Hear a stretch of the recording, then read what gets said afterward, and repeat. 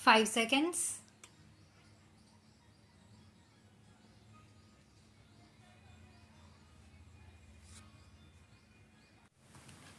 Mr. Deputy Speaker, Sir, a discussion on the budget presented by our youthful Honorable Prime Minister is in progress in the House. I rise to present some views and certain suggestions in support of it.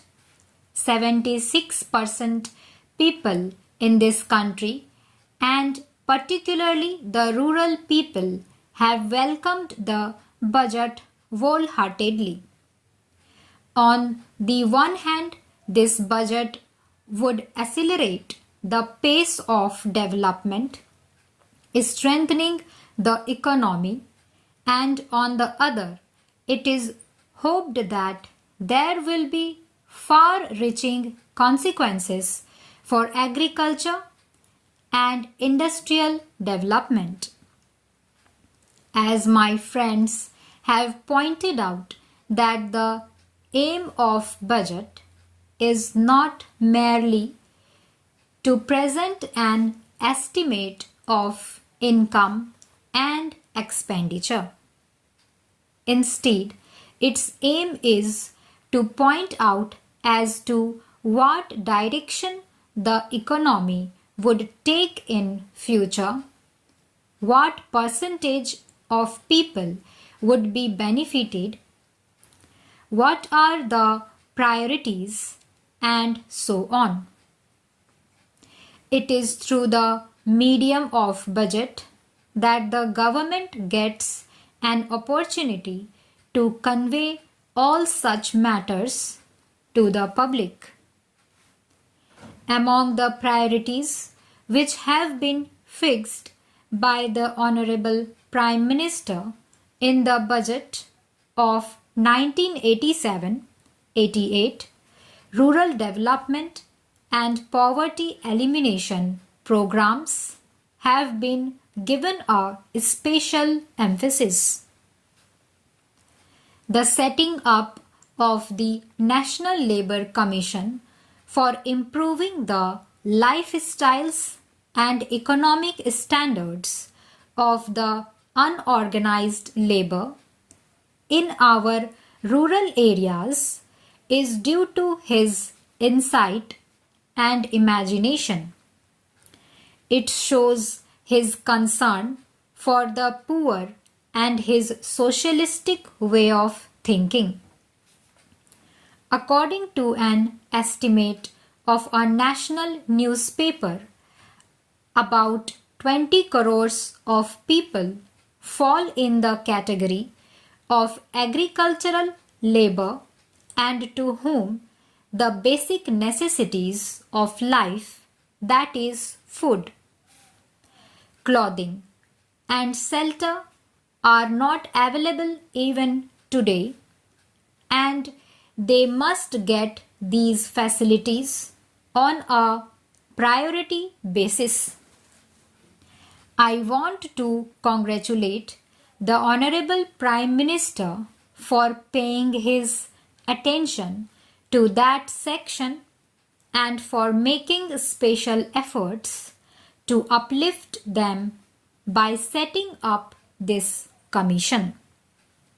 This work should be done properly, surveys should be conducted, and proper direction should be given for implementing the various socio-economic programs in the rural areas. It would not be correct to think that we would achieve success by merely setting up a commission.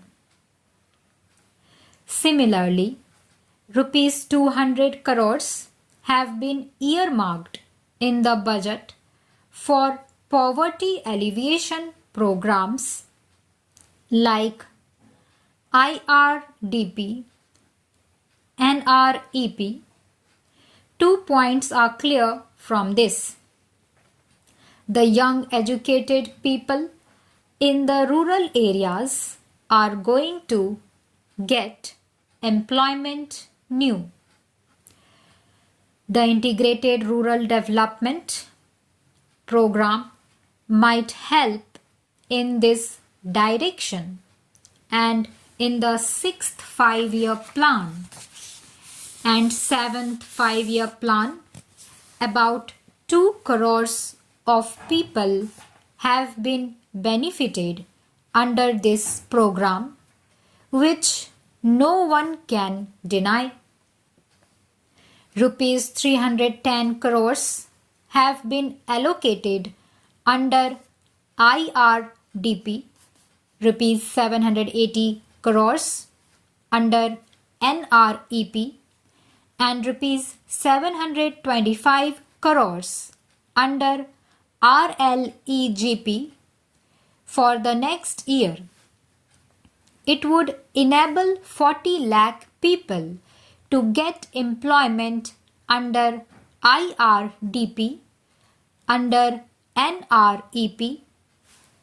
More than 750 crores of Mondays will be created. It is in itself an ambitious project. I have seen the good results of it in the rural areas of my own constituency. The unemployed people in these areas have got employment. Agricultural laborers have got employment. When earlier people used to get work for 3 months or for 6 months in a year and earned only rupees 4 per day, nowadays they get employment more frequently and earn rupees 10 per day as wages. The earnings have increased. Secondly, an important proposal has been made in regard to the housing schemes, and I would like to praise the Honorable Minister for it. Highest priority has been given to the housing schemes in both rural and urban areas, for which I want to congratulate the Honorable Prime Minister on behalf of crores of people of this country. It has been lauded in all the national newspapers and in regional language newspapers as well. According to the 7th 5-year plan document, by the end of 1990, about 5 crore families will require houses, about which it has been estimated that an investment of nearly rupees 20,000 crores will be required. Keeping this in view and through coordinated efforts of the National Buildings Organization, Housing Development Finance Corporation, and other nationalized housing banks, we should ensure that the benefits of the scheme reach the lower income groups in the districts and to those who want to build houses privately or through cooperative societies. Hence, it is a very good scheme and we would be successful in the construction sector in the future years.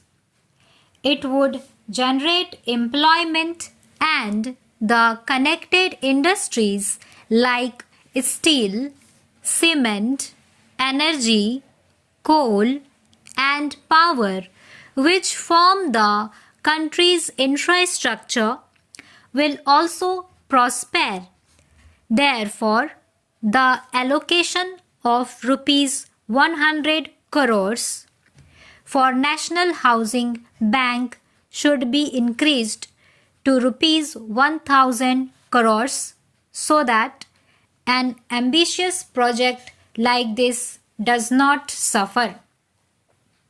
National Buildings Organization has developed some very good house plans, but the designs are not easily available to the cooperative societies in the districts. Stop.